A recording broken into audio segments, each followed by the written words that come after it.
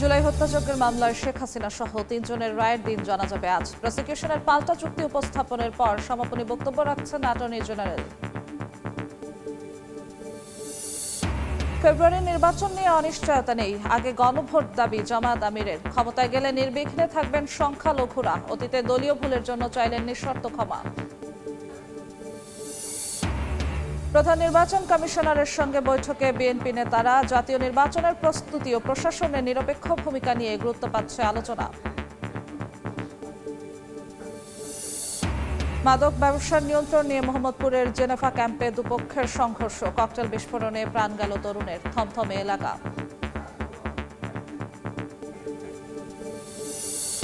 এবং কৌশলে ভাড়া ফাঁকি দিয়ে মেট্রো রেলে চড়ছে সংঘবদ্ধ চক্র।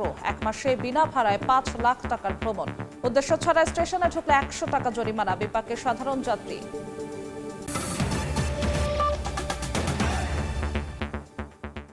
সময় সংবাদের সঙ্গে আছি আমি জিন্নাতারা জশোয়া। জুলাই হত্যাযজ্ঞের মামলায় শেখ হাসিনা সহ 3 জনের রায়ের দিন জানা যাবে আজ। ট্রাইব্যুনালে সমাপনী বক্তব্য রাখছেন অ্যাটর্নি জেনারেল। সরাসরি যাচ্ছি সেখানে।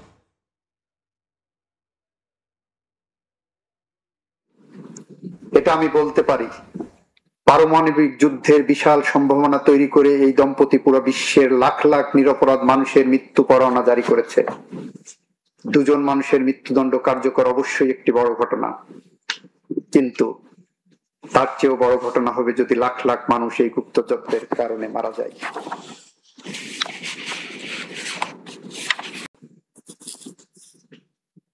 আমরাও মনে করি নিশ্চয়ই এই আসামিদের মৃত্যুদণ্ড দাবি করা, মৃত্যুদণ্ড হওয়া, কার্যকর হওয়া, মৃত্যুদণ্ড মাধ্যমে ন্যায় বিচার নিশ্চিত করা একটি বড় ঘটনা হিসাবে অনেকেই দেখবেন। কিন্তু এই আসামিদের যদি ন্যায় শাস্তি নিশ্চিত করতে না পারি আমরা, তাহলে এই আসামিদের হাতে বাংলাদেশের অসংখ্য অগণিত মানুষের জীবন বিপন্ন হবে। এই আসামিদের হাতে বাংলাদেশের নিরীহ মানুষ গুলিবিদ্ধ হয়ে মারা যাবে, 5 বছরের শিশু মারা যাবে, 10 বছরের আনাস মারা যাবে, পানি বিতরণ করা অবস্থায় মুগ্ধ মারা যাবে, বুক চিতিয়ে আবার রাজপথে দাঁড়িয়ে আবু সাইদরা মারা যাবে। আমরা যদি ন্যায় বিচার নিশ্চিত করতে না পারি, এই 2 জনের বিচার ব্যাহত হয়, এই 2 জনের যদি শাস্তি না হয় যেটা আইনে প্রেসক্রাইব করা আছে, তাহলে বাংলাদেশের মানুষ ইতিহাসে রাস্তা খুঁড়ে একটি ভীরু কাপুরুষের উপমা হয়ে রয়ে যাবে। সেই কারণেই আমরা মনে করি এই বিচারে আমরা যা প্রমাণ করেছি সেটা বিয়ন্ড অল রিজনেবল ডাউট। এই কথা বলে আমি সর্বশেষ কথা যেটি বলবো সেটি হলো, রোজেনবার্গ দম্পতি সাহসের সাথে কারাগারে থেকে তার আইনজীবীকে 19 জুন 1951 সালে প্রথমে জুলিয়ার চিঠি লিখেছিলেন। ফাঁসির কাষ্ঠের মুখোমুখি দাঁড়িয়ে লাস্ট দিন আমি প্রত্যাশা করব এই আসামিরা আদালতে এসে আগামী প্রজন্মের কাছে দৃষ্টান্ত উপস্থাপন করে এথেল এবং জুলিয়াসের মতো বলবেন, পৃথিবীতে শান্তি আনার জন্য, সোনার ফসল আর গোলাপের দিন আনার জন্য অনায়াসে মাথা উঁচু করে সাহস, নিজেদের শক্তিতে লক্ষ্য স্থির রেখে, অকম্পিত বিশ্বাসে জল্লাদের চোখে চোখ রেখে আমরা দাঁড়িয়ে আগামী প্রজন্মের জন্য একটি বাসযোগ্য ভূমি রেখে যাব। আমি বিশ্বাস করি, আমি প্রত্যাশা করি, আমার আকাঙ্ক্ষার জায়গা এই আসামিরা ন্যায় বিচারের মানদণ্ড নিশ্চিত করতে হলে বাংলাদেশের ভবিষ্যৎ প্রজন্মের বাসযোগ্য ভূমি গড়ে তুলে দেওয়ার জন্য ওনারা বলবেন, যেমন বলেছিলেন এথেল এবং জুলিয়াস তার লয়ারের মাধ্যমে গোটা বিশ্বকে জানিয়েছিলেন, স্বাধীনতা এবং অন্য যেসব জিনিস জীবনকে সত্যি সুন্দর, সত্যি সার্থক করে তোলে, তা পাবার জন্য মাঝে মাঝে খুব বেশি রকম মূল্য দিতে হয়। তারা হয়তো এরকম একটি উক্তি দিয়েই এই বিচারের রায় মেনে নেবেন, অন্য কোনো পথ বেছে নেবেন না, অন্য কোনো পথে তারা হাঁটবেন না। এই কথা বলে আমি আপনার কাছে আইনে প্রদত্ত সর্বোচ্চ শাস্তি প্রত্যাশা করে আমার কথা শেষ করছি। Much of life. জুলাই হত্যাযজ্ঞের মামলায় শেখ হাসিনা সহ ৩ জনের রায়ের দিন ধার্যের আগে ট্রাইব্যুনালের সমাপনী বক্তব্য রাখছিলেন অ্যাটর্নি জেনারেল। আমরা সরাসরি যুক্ত ছিলাম সেখানে। ফেব্রুয়ারি নির্বাচন নিয়ে কোনো অনিশ্চয়তা নেই বলে জানিয়েছেন জামায়াতের আমির ডাক্তার শফিকুর রহমান। তবে নির্বাচনের আগেই গণভোট চায় দলটি। যুক্তরাষ্ট্রের নিউ ইয়র্কে সাংবাদিকদের সঙ্গে মতবিনিময় সভায় একথা বলেন ডাক্তার শফিকুর রহমান। বলেন, ভারতের সঙ্গে সমতার ভিত্তিতে সম্পর্ক চায় জামাত। ক্ষমতায় গেলে সাংবিধানিক অধিকার অনুযায়ী নির্বিঘ্নে থাকবেন সংখ্যালঘুরা। 1947 সাল থেকে এখন পর্যন্ত দলীয় ভুলের জন্য কেউ কষ্ট পেয়ে থাকলে তার জন্য নিঃশর্ত ক্ষমা চেয়েছেন জামাত আমির। নিউ ইয়র্ক থেকে হাসানুজ্জামান সাকির রিপোর্ট। বুধবার সকালে নিউ ইয়র্কে এসে সন্ধ্যায় সাংবাদিকদের সঙ্গে মতবিনিময় সভায় মিলিত হন জামায়াতে ইসলামীর আমির ডাক্তার শফিকুর রহমান। দেশের চলমান রাজনৈতিক পরিস্থিতি, আগামী নির্বাচন সহ নানা ইস্যুতে কথা বলেন তিনি। সাংবাদিকদের প্রশ্নের জবাবে জামায়াতের আমির বলেন, ফেব্রুয়ারিতে নির্বাচন নিয়ে কোনো অনিশ্চয়তা নেই, তবে পিআর সহ সংস্কার ইস্যুতে জাতীয় নির্বাচনের আগে গণভোট চায় জামায়াত। পিআর আমাদের দেশের জন্য অবশ্যই নতুন, কিন্তু বিশ্বের উন্নত 28টি দেশ ও 91টি দেশ এটা অনুসরণ করে। জনগণ জানতে হবে এই জিনিসগুলো, আমরা জানানোর সুযোগ নিচ্ছি। 2 নম্বর হচ্ছে, একটা নির্বাচনের আগে আরেকটা নির্বাচন, এটা খুবই যৌক্তিক। ওই দিন যদি নির্বাচন হয়, কিসের ভিত্তিতে নির্বাচন হচ্ছে জনগণ জানবে না। 2 নম্বর হলো, তখন 2টা পেপার পাবে, ব্যালট পেপার। আমাদের দেশের মানুষ অত সচেতন নয়, একটা পকেটে ঢুকে আরেকটাতে সিল মেরে যেটাতে মার্কা দেখবে সে চলে আসবে। এতে গোটা নির্বাচন ব্যবস্থাটাই ফ্রেজাইল হয়ে যাবে। ডাক্তার শফিকুর রহমান বলেন, জামায়াত ক্ষমতায় গেলে সংবিধান অনুযায়ী নির্বিঘ্নে থাকবেন সংখ্যালঘুরা। সমতার ভিত্তিতে ভারতের সঙ্গে সম্পর্ক চায় বলেও জানান তিনি। ভারত বাংলাদেশের চাইতে 26 গুণ বড় একটা দেশ, দুনিয়ার সবচেয়ে বড় পপুলেশনের দেশ। তাদের রিসোর্স, তাদের ম্যান পাওয়ার, তাদের land huge than we people. আমরা তাদেরকে তাদের জায়গায় রেসপেক্ট করতে চাই, কিন্তু আমাদের যে ছোট্ট একটি ল্যান্ড আছে আর 180 মিলিয়ন পপুলেশন আছে, এটাকেও তাদের রেসপেক্ট করতে হবে। সাংবাদিকদের প্রশ্নের জবাবে 1947 সাল থেকে এখন পর্যন্ত দলীয় ভুলের জন্য কেউ কষ্ট পেয়ে থাকলে তার জন্য নিঃশর্ত ক্ষমা চেয়েছেন জামায়াতের আমির। আমি বলেছি, শুধু এখন 47 সাল থেকে শুরু করে জামাত ইসলামীর দ্বারা কেউ যদি কোনো কষ্ট পান, কারো যদি কোনো ক্ষতি হয়ে থাকে, আমি সব ব্যক্তি এবং সংগঠনের পক্ষে নিঃশর্তে আমি আপনাদের কাছে ক্ষমা চাই, আপনারা আমাদেরকে ক্ষমা করে দেবেন। আগামী নির্বাচনে দেশে গিয়ে প্রবাসীদের ভোট দেওয়ার আহ্বান জানান জামায়াতে ইসলামীর আমির ডাক্তার শফিকুর রহমান। 2001 সালের পর বাংলাদেশ জামায়াতে ইসলামীর কোনো সাবেক কিংবা বর্তমান কোনো আমির যুক্তরাষ্ট্রে আসেননি, আর ডাক্তার শফিকুর রহমানের এটি প্রথম যুক্তরাষ্ট্র সফর। আগামী 24 অক্টোবর বাফেলো, 25 অক্টোবর মিশিগানের ডেট্রয়েট এবং 26 অক্টোবর নিউ ইয়র্কে প্রবাসীদের সঙ্গে মতবিনিময় করবেন জামাতের আমির। হাসানুজ্জামান সাকি, সময় সংবাদ, নিউ ইয়র্ক। জাতীয় সংসদ নির্বাচন ঘিরে প্রধান নির্বাচন কমিশনার AMM নাসির উদ্দিনের সঙ্গে বৈঠকে বসেছে বিএনপির স্থায়ী কমিটির সদস্য ডক্টর মঈন খানের নেতৃত্বে 3 সদস্যের প্রতিনিধি দল। বেলা 11টায় নির্বাচন কমিশনে আসে দলটির প্রতিনিধিরা। বৈঠকে উপস্থিত আছেন বিএনপি চেয়ারপারসনের উপদেষ্টা, কাউন্সিলের সদস্য ইসমাইল জবিউল্লাহ এবং এসির সাবেক ভারপ্রাপ্ত সচিব ডক্টর মোহাম্মদ জকরিয়া। বৈঠকে বিএনপি আগামী সংসদ নির্বাচন নিরপেক্ষ ও গ্রহণযোগ্য করার বিষয়ে তাদের অবস্থান তুলে ধরবে। একই সঙ্গে নির্বাচনী আসন পুনর্বিন্যাস সহ নির্বাচন সংশ্লিষ্ট বিভিন্ন বিষয়ে আলোচনা হবে বলেও জানা গেছে। এর আগে 21 অক্টোবর অন্তর্বর্তী সরকারের প্রধান উপদেষ্টা ডক্টর মোহাম্মদ ইউনূসের সঙ্গে রাজনৈতিক সংলাপের অংশ হিসেবে বিএনপির 3 সদস্যের একটি প্রতিনিধি দল সাক্ষাৎ করে। এই মুহূর্তে আগারগাঁও নির্বাচন ভবনে আছেন সহকর্মী কাউসারা চৌধুরী কুমু। সরাসরি যাচ্ছি তার কাছে। কুমু, সকাল 11টায় নির্বাচন কমিশনে আসে 3 সদস্যের বিএনপির স্থায়ী কমিটির সদস্য আব্দুল মঈন খানের নেতৃত্বে 3 সদস্যের প্রতিনিধি দল এবং এসে প্রধান নির্বাচন কমিশনার এম নাসিরউদ্দিনের সঙ্গে বৈঠকে বসেন তারা।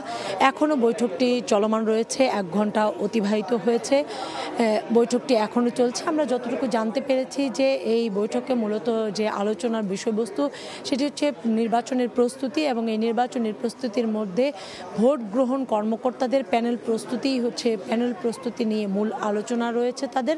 একই সাথে ভোটকে যাতে নির্বিঘ্নে করা যায় এবং ভোট সুষ্ঠু নিরপেক্ষ করতে বিএনপির তরফ থেকেও সহযোগিতা করা হবে নির্বাচন কমিশনকে এবং সরকারকে, যাতে করে একটি সুষ্ঠু গ্রহণযোগ্য নির্বাচন অনুষ্ঠিত হয়, নির্বাচন নিয়ে যাতে কোনো বিতর্কের সৃষ্টি না হয় এমন বার্তা নির্বাচন কমিশনের কাছে পৌঁছে দিতে এসেছেন। যেহেতু এই বিএনপি একটি বড় রাজনৈতিক দলের একটি, সেক্ষেত্রে তারা নির্বাচন কমিশনকে সম্পূর্ণ সহযোগিতা করার আশ্বাস দিতে চায়। তবে কমিশনের প্রস্তুতি কতটুকু, তারা কিভাবে আগাচ্ছেন এবং যেহেতু ফেব্রুয়ারিতে ভোটের কথা বলা হচ্ছে, ফেব্রুয়ারির প্রথমার্ধে, সেই ফেব্রুয়ারির প্রথমার্ধে ভোট করতে কমিশন এখন পর্যন্ত কতটুকু প্রস্তুত রয়েছে সেটি নিয়েও মূলত কথা বলবেন তারা। এবং একই সাথে যেহেতু আবারও বলা হচ্ছে যে অতীতে যারা নির্বাচনে দায়িত্ব পালন করেছে, একই নির্বাচনী কর্মকর্তা থেকে শুরু করে ভোট গ্রহণ কর্মকর্তা, সেখানেও একটি বড় পরিবর্তনের কথা বলছে তারা। নির্বাচন যাতে কোনো ধরনের বানচাল করা না হয় এবং নির্বাচন কমিশনের যাতে কেউ পক্ষপাতিত্ব আচরণ না করে, সেই বিষয়গুলো নিয়ে মূলত আলোচনা চলছে।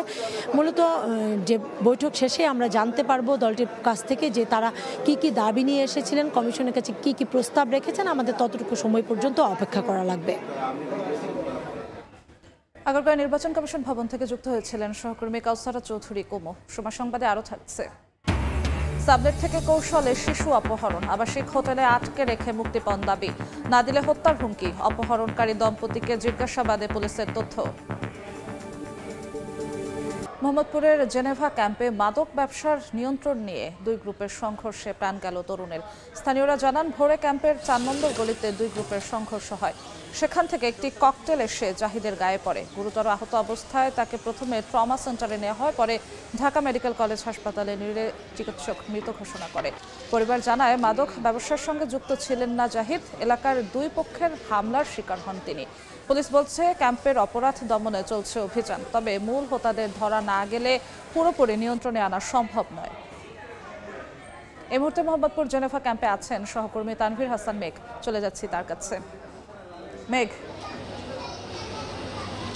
রাজধানীর মোহাম্মদপুরের জেনেভা ক্যাম্পে ভোরে 2 পক্ষের সংঘর্ষে একজন কিন্তু নিহত হয়েছেন, যার নাম জাহিদ। আমরা এখানে এসে বাসিন্দা এবং সেই সঙ্গে জাহিদের পরিবারের সাথে কথা বলেছি এবং তিনি আমাদেরকে তেমনটা জানিয়েছেন। মূলত ভোর রাতের দিকে এই সংঘর্ষটি ঘটে। একটু যদি দেখাতে চাই যে মূলত এখানে একটি ছোট বাসা রয়েছে, যেই বাসার গেটের মধ্যে আমরা এখনও দেখতে পাচ্ছি যে আঘাতের যে চিহ্ন অর্থাৎ হামলার যে চিহ্ন, সেই চিহ্ন কিন্তু এখনও রয়েছে এবং সেই সঙ্গে মূলত এই যে 7 নম্বর যে সেক্টর অর্থাৎ 7 নম্বর গলি যেটি বলা হয় মোহাম্মদপুরের জেনেভা ক্যাম্পের, সেই জেনেভা ক্যাম্পেই তারা মূলত 2 পক্ষর হামলাতেই সংঘর্ষেই কিন্তু মূলত হচ্ছে একজনের প্রাণ যান। প্রথমে তাকে উদ্ধার করে সোহরাওয়ার্দী হাসপাতালে নিয়ে যাওয়া হয়, এরপর ঢাকা মেডিকেলে নিয়ে যাওয়া হলে কর্তব্যরত চিকিৎসক তাকে মৃত ঘোষণা করেন। এবং সেই সঙ্গে একটু যদি জানিয়ে রাখতে চাই যে পরিবারের যে দাবি, জাহিদ মাদক ব্যবসার সঙ্গে যুক্ত ছিল না, বরং এলাকার যে 2 পক্ষের হামলার সংঘর্ষ হয়, সেই হামলার শিকার তিনি বলে দাবি করছেন। এবং একটু যদি আপনাদেরকে ক্যামেরার ফ্রেমে যদি দেখাতে চাই, আমরা দেখতে পাচ্ছি যে এই যে 2 তলা যে ভবনটি রয়েছে, অর্থাৎ এই ভবনের দেখছি যে ককটেলের যে ছাপ, সেই ককটেলের ছাপও কিন্তু আমরা লক্ষ্য করতে পারছি। এবং সেই সঙ্গে যদি এই 7 নম্বর সেক্টরের যে গলিটি রয়েছে, সেই গলিতে একটু যদি আপনাদেরকে দেখাতে চাই যে মূলত এই গলি থেকেই এর সামনে যে 4 নম্বর সেক্টর রয়েছে, 7 নম্বরের ঠিক সোজা যদি আমরা চলে যাই, সোজাই যে 4 নম্বর সেক্টর রয়েছে, সেখান থেকে মূলত জাহিদ হচ্ছে সংঘর্ষের যে শব্দ, সেই শব্দ শুনে তিনি ভোরে বের হন।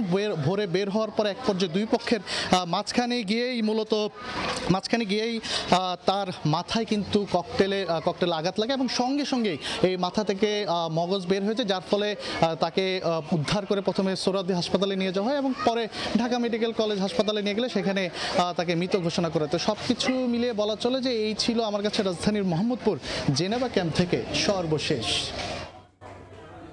সহকর্মী তানভীর হাসান মেঘ যুক্ত হয়েছিলেন রাজধানী মোহাম্মদপুরের জেনেভা ক্যাম্প থেকে।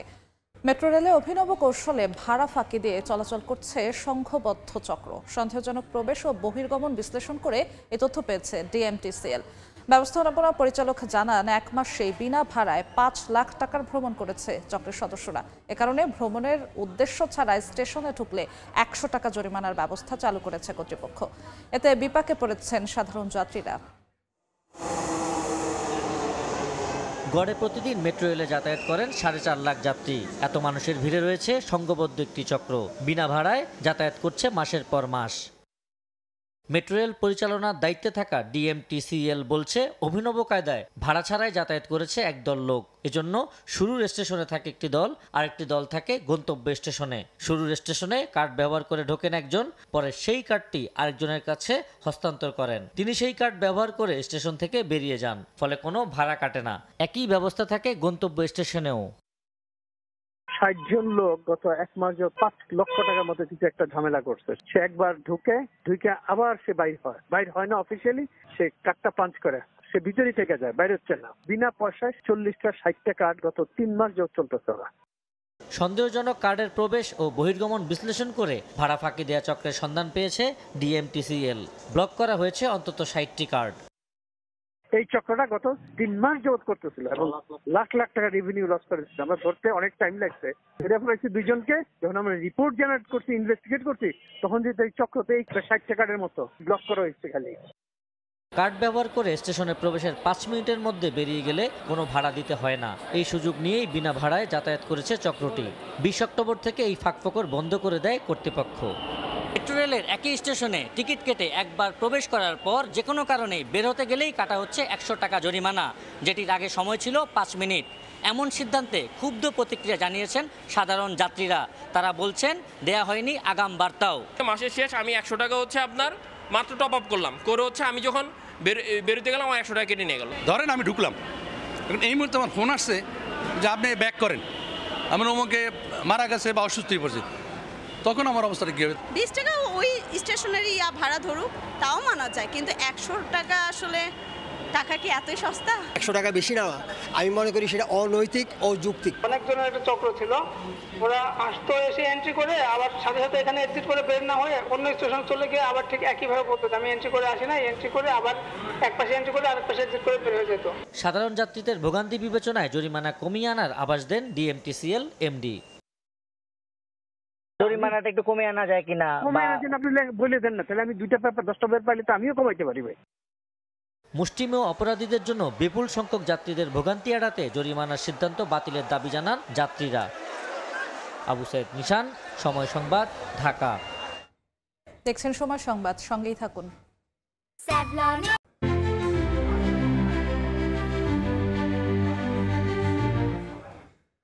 ছোট শিশু আছে এমন বাসায় ওঠেন সাবলেট হিসেবে। শিশুদের সঙ্গে গড়ে তোলেন সখ্যতা। সুযোগ বুঝে অভিভাবকদের চোখ ফাঁকি দিয়ে শিশুদের করেন অপহরণ। এরপর বিভিন্ন আবাসিক হোটেলে আটকে রেখে পরিবারের কাছে চান মুক্তিপণ। দিতে না চাইলে নির্যাতনের পাশাপাশি দেয়া হয় হত্যার হুমকি। সম্প্রতি কামরাঙ্গীরচরে এক শিশুকে অপহরণের ঘটনায় ফয়সাল ও কাকলি দম্পতিকে গ্রেফতারের পর এসব তথ্য দেয় পুলিশ। মাসুদুর রহমানের রিপোর্ট। রাজধানীর কামরাঙ্গীরচরের আলীনগরের বাসায় ১৯ অক্টোবর সকালে আব্দুল নূর হাদি নামের ৪ বছর বয়সী শিশু খেলছিল। পাশেই ঘুমিয়েছিল তার মা। ঘুম ভাঙলে দেখেন আদরের সন্তান পাশে নেই। পাশের সাবলেটে থাকা দম্পতিও নিখোঁজ। ফোন করলে শিশুটি ওই দম্পতির কাছে আছে বলেও জানান। কিছুক্ষণ পরই ফোন বন্ধ। শিশুটিকে নিয়ে পালানোর দৃশ্য ধরা পড়ে ক্যামেরায়। মোচরেও গেছি বাজারে, এখানেও গেছি, আলীনগর বাজারেও গেছি, কোনো জায়গায় পাইতেছি না। এরপরে আবার কল ব্রেক করলাম। কল ব্রেক করার পরে কয় আপনি চিন্তা করেন আমি আসতেছি ২ মিনিট ৩ মিনিটের ভিতরে। পরে শিশুর মায়ের ইমো নম্বরে মেসেজ পাঠিয়ে জানানো হয় নূরকে অপহরণ করা হয়েছে। ফিরে পেতে দিতে হবে ১ লাখ টাকা। এসএমএস দেওয়ার পরে বলে যে ১ লাখ টাকা লাগবে আপনার বাচ্চা যদি নেন। আর যদি 1 লাখ টাকা না দেন তাহলে আপনার বাচ্চারে আমি বুড়িগঙ্গা নদীতে ফালাই দিব। কিছু বুঝে উঠতে না পেরে 5,000 টাকা মুক্তিপণ পাঠানো হয় অপহরণকারীদের কাছে। অবশেষে পুলিশের সাহায্য চায় পরিবার। সারাটা দিন আমি করছি, আমার বাচ্চা কই। 2 দিন ধরে চেষ্টার পর তথ্য প্রযুক্তির সাহায্যে অপহৃতের অবস্থান মিরপুরে শনাক্ত করা হয়। এরপর ক্লাসিক আবাসিক হোটেলে অভিযান চালিয়ে মোহাম্মদ পারভেজ ও কাকলি আক্তার দম্পতিকে গ্রেফতার করে পুলিশ। এ সময় তাদের হেফাজত থেকে অপহৃত শিশুকে উদ্ধার করা হয়। এই স্বামী স্ত্রী 15 দিন আগে শিশুটির বাসায় সাবলেট হিসেবে ভাড়া ওঠে। এরপর তার সঙ্গে সখ্যতা গড়ে তোলে। পরে ঘটনার দিন শিশুর মায়ের ঘুমের সুযোগ নিয়ে চিপসের প্রলোভনে অপহরণ করেন। একটা রুম সাবলেট দেবে, আসামিরা পরিকল্পিতভাবেই ওই সাবলেটে এক রুম ভাড়া নেয় এবং ভাড়া নিয়ে ওঠে কোনো খাট বা আসবাবপত্র না নিয়ে তার বাসায় ওঠে। সুযোগ বুঝে সে শিশুকে নিয়ে চলে যায়। পুলিশ বলছে এরা আবাসিক হোটেলে ভাড়া থাকেন, পরে সাবলেট হিসেবে উঠে অপহরণ করে সেই হোটেলে আটকে মুক্তিপণ আদায় করেন। মুক্তিপণ আদায় করতে না পারলে শিশু বিক্রি করে দেন বলেও অভিযোগ উঠেছে। অভিযোগ তদন্তের পাশাপাশি মানব পাচারকারী চক্রের সঙ্গে তারা জড়িত কিনা খতিয়ে দেখছে পুলিশ। একজন ব্যক্তির কাছে হয়তো একটা সিম থাকতে পারে, তাকে গ্রেপ্তার করার সময় 15-20টা সিম পাওয়া গেছে, যে সিম কার্ড পাওয়া গেছে। আর সে এককভাবে এই যে কথা বলে তার সিম যে নাম্বার দিয়েছিল রেগুলার নাম্বার না এটা তার, কারণ সে অপরাধ করার ইচ্ছা নিয়েই এই সিমটার নাম্বারটা বাড়ির মালিককে দিছে। এ ধরনের বিপদ থেকে বাঁচতে সাবলেট দেওয়ার আগে আরো সতর্ক হওয়ার আহ্বান পুলিশের। 40 ঘন্টার ভিতরে হয়ে গেছে। মাসুদুর রহমান, সময় সংবাদ। সংবাদে আরো থাকছে। সিরিজ নির্ধারণের তৃতীয় ওয়ানডেতে আজ মুখোমুখি হবে বাংলাদেশ ও উইন্ডিজ। চাপে অধিনায়ক মিরাজ, স্বাগতিক একাদশে আসতে পারে একাধিক পরিবর্তন। জুলাই আগস্টের হত্যাযজ্ঞের মামলায় শেখ হাসিনা, আসাদুজ্জামান খান কামাল, চৌধুরী আব্দুল্লাহ আল মামুনের বিচার কাজ শেষ হয়েছে। রায়ের তারিখ জানা যাবে 13 নভেম্বর। এই মুহূর্তে আন্তর্জাতিক অপরাধ ট্রাইব্যুনালে কথা বলছেন অ্যাটর্নি জেনারেল। সরাসরি যাচ্ছি সেখানে। প্রায়শ্চিত্ত হতো, ওনারা সেটা বলেননি, বরং চিফ প্রসিকিউটর রাইটলি আদালতের সামনে আজকে বলেছেন ওনাদের মধ্যে ন্যূনতম কোনো অনুশোচনা নাই। এতগুলো জীবন ঝরে গেছে, এতগুলো মানুষ পঙ্গু হয়েছে, বাংলাদেশ তার গণতন্ত্র হারিয়েছে, বাংলাদেশের মানুষ মানবাধিকার হারিয়েছে, ভোটের অধিকার হারিয়েছে। এর জন্য এই আসামিদের ন্যূনতম কোনো অনুশোচনা নাই। এটাই সবচেয়ে দুঃখের ব্যাপার।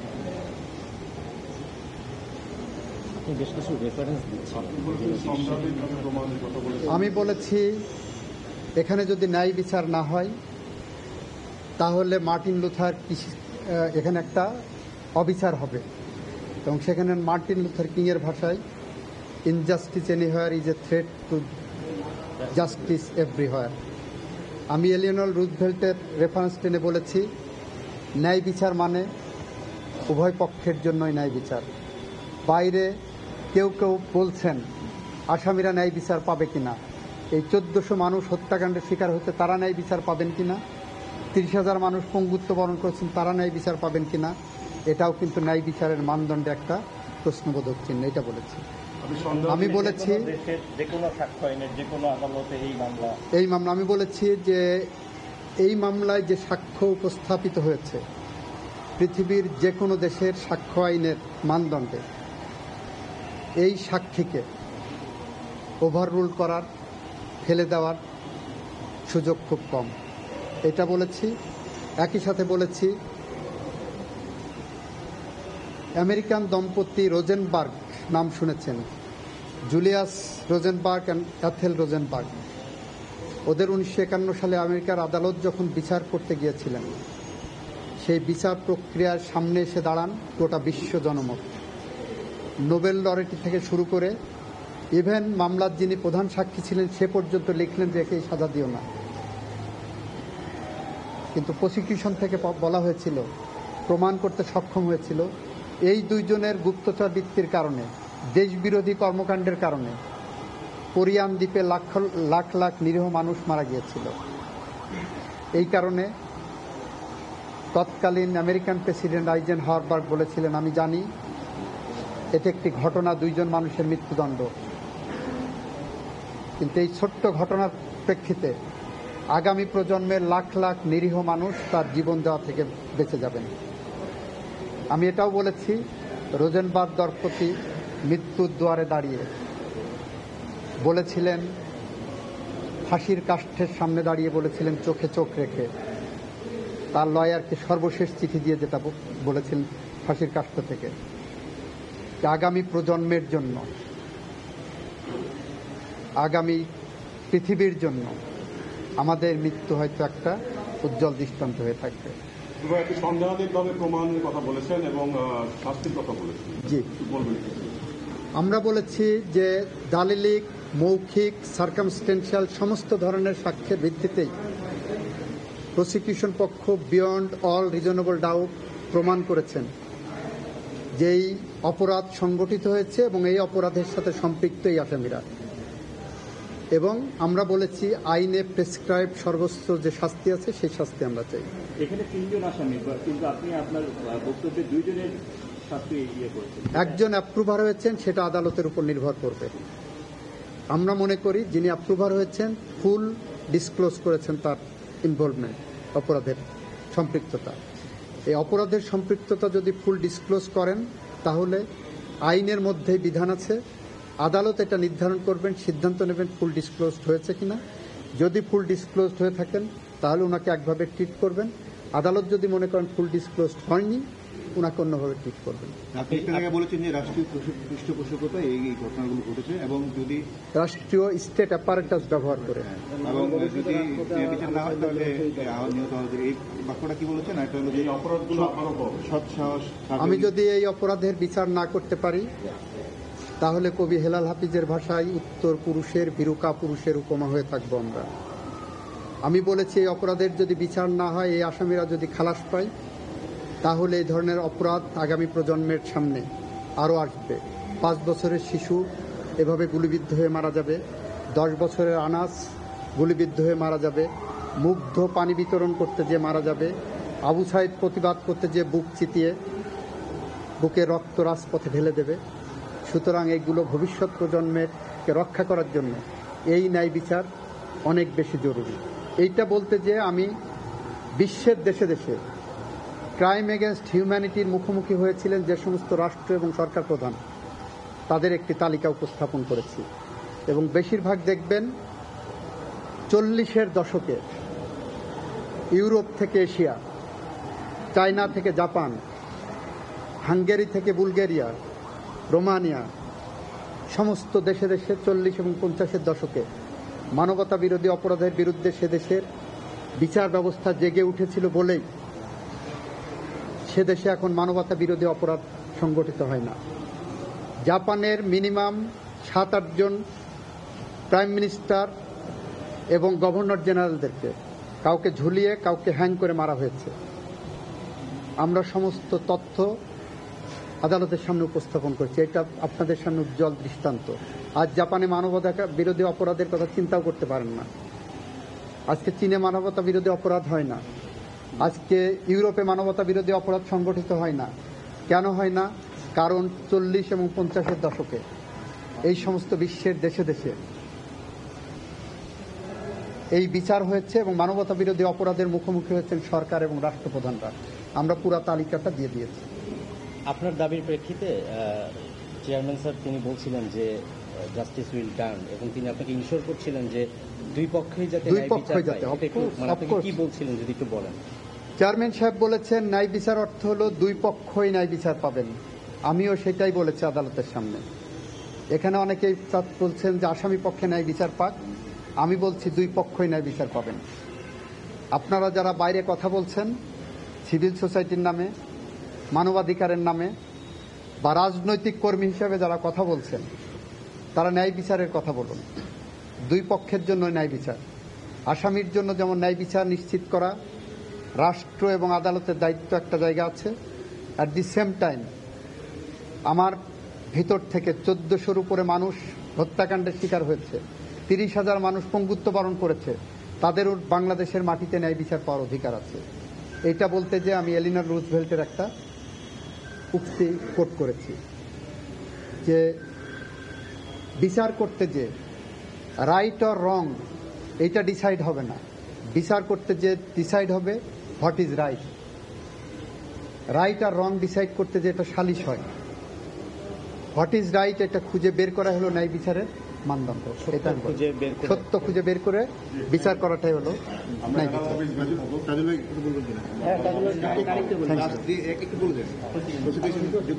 আচ্ছা, আমরা প্রধানত বলার চেষ্টা করেছি যে ডিফেন্স সাইড যে কয়েকটা আর্গুমেন্ট করেছিলেন যে এই আইনটা খুব কঠিন, এই কথাটা বলার চেষ্টা করেছিলেন।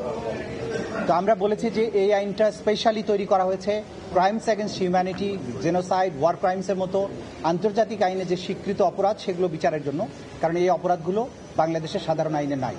সেই কারণে এই আইনটা স্পেশালি তৈরি করা হয়েছে। আর এই আইনটা সম্পূর্ণভাবে আন্তর্জাতিক স্ট্যান্ডার্ডকে সামনে রেখে তৈরি করা হয়েছে। এই সরকার ক্ষমতায় আসার পরে এই আইনটাকে আন্তর্জাতিক স্ট্যান্ডার্ডের সাথে কম্প্যাটিবল করার জন্য অ্যামেন্ডমেন্ট আনা হয়েছে।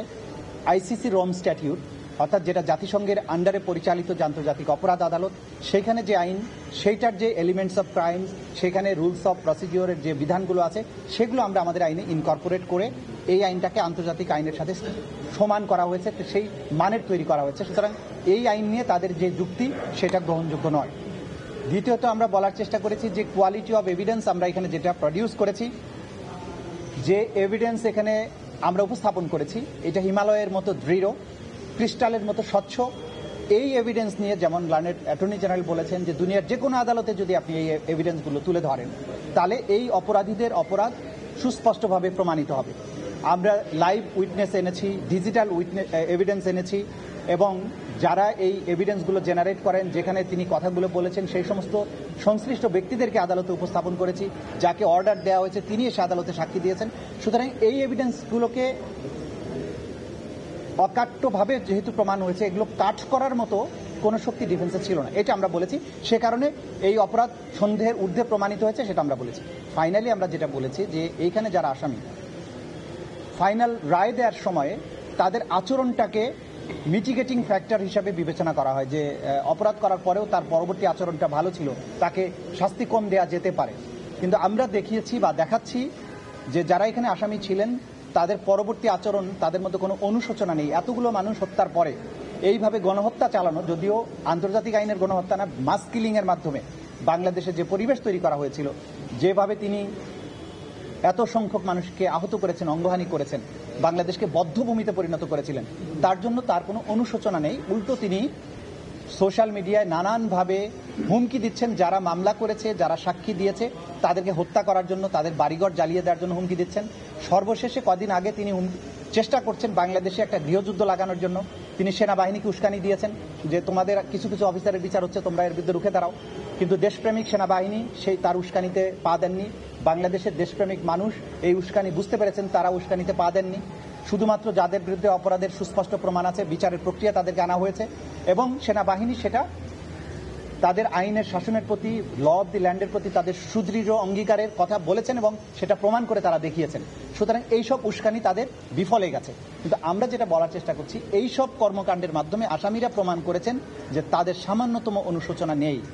তো অনুশোচনাহীন এরকম হত্যাকারীদের ব্যাপারে আদালতের দৃষ্টিভঙ্গি স্বচ্ছ থাকা উচিত, যে এরা কোনো রকমের অনুকম্পা পাবার যোগ্য নয়। এটা আমাদের সর্বশেষ সাবমিশন ছিল। এবং আমি বলেছি এই অপরাধের বিচার হচ্ছে এজন্য যে নেভার অ্যাগেইন বাংলাদেশে কখনো আর এরকম দিন যেন ফিরে না আসে, এইভাবে শিশুদেরকে রাজপথে জীবন দিতে না হয়, এইভাবে ভয় এবং আতঙ্কের দিন বাংলাদেশে কখনো ফিরে না আসে। তারিখটা একটু বলে দিবেন। আদালত আগামী 13ই নভেম্বর তারিখ নির্ধারণ করেছেন। ওই দিন তিনি ঘোষণা করবেন কবে রায়টা প্রনাউন্স করবেন। 13 তারিখে তিনি একটা সংক্ষিপ্ত তারিখ দিয়ে সেই দিন তিনি রায়টা ঘোষণা করবেন। 13 তারিখে for declaration of a pronouncement of the date of judgement, এই জন্য ফিক্স করা হয়েছে। Thank you. Thank you.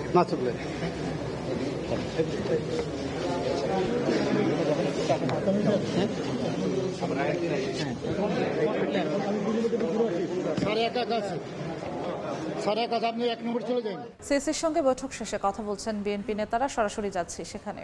নির্বাচন কমিশনের হয়তো 5 জন বা কয়েকজন সদস্য রয়েছেন, তারা আমাদের যে সংবিধান, সেই সংবিধানের মাধ্যমে তারা এখানে এসেছেন এবং একথা বলার অপেক্ষা রাখে না, নির্বাচন কমিশনের নিজস্ব যে জনবল সেটা কিন্তু অত্যন্ত সীমিত।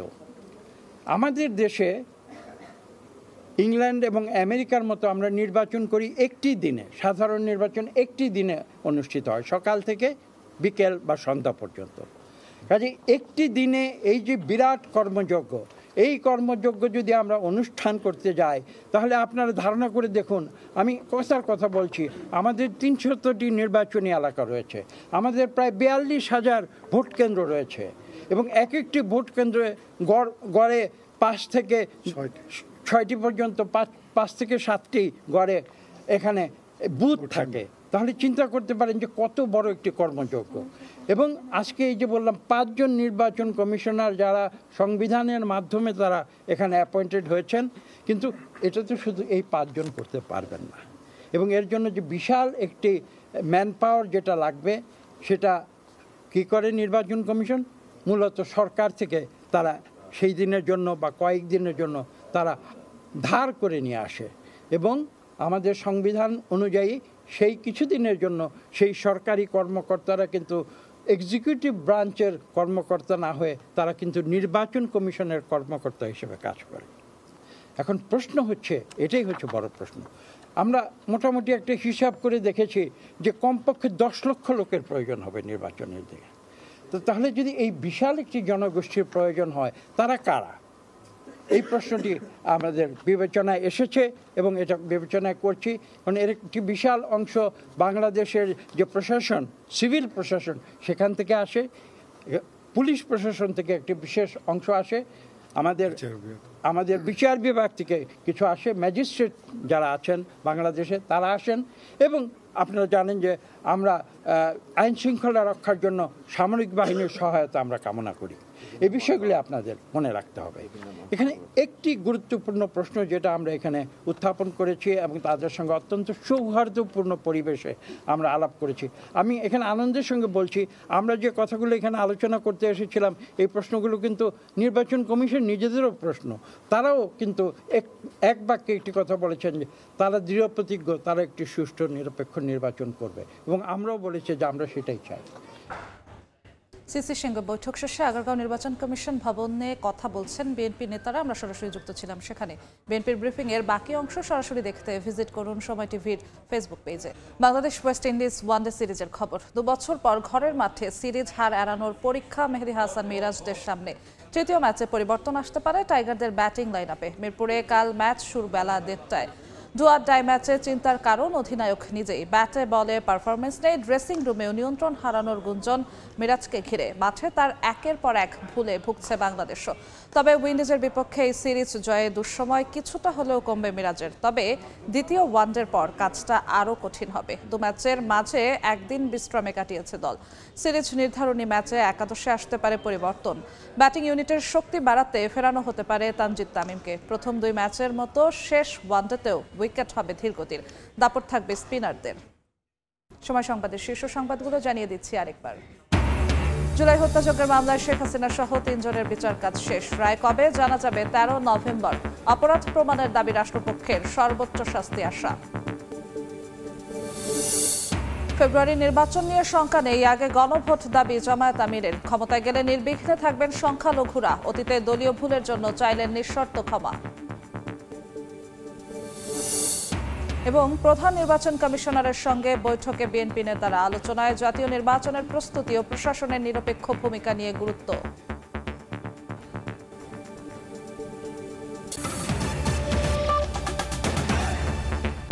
এ ছিল সময় সংবাদে। খেলার সময়ের সঙ্গে থাকবেন তাজিন খন্দকার। যশো, আপনাকে ধন্যবাদ। খেলার সময় নিয়ে আসছি কিছুক্ষণ পর, সঙ্গেই থাকুন সময়ের।